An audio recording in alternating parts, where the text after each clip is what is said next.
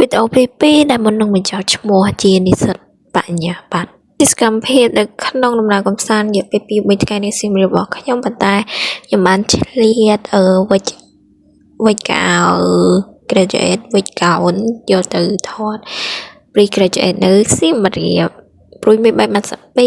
ឆ្លាតអញ្ចឹងដោយសារតែយើងដើរជាក្រុមអញ្ចឹងទៅ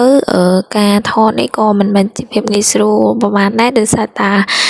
យើងខ្លាចគេទៅចោលឬក៏មិនអញ្ចឹងប៉ុន្តែខ្ញុំសម្រេចចិត្តថាធ្វើវាand កាយ ITT ខ្ញុំចំណាយអស់ 20000 ក្នុងការថតរូបមួយនេះបានជួជាងនៅអង្គរនឹងហ្មងព្រោះថាអត់ចង់ទៅរៀងពិបាកតែសារយើងទៅជាក្រុមអញ្ចឹងគឺពិបាកគេចង់ដើរលេងរបស់គេដែរអញ្ចឹងយើងធ្វើអីដែលជារបស់យើង so I did it guys pre graduate ចាប់ប៉ុណ្ណឹង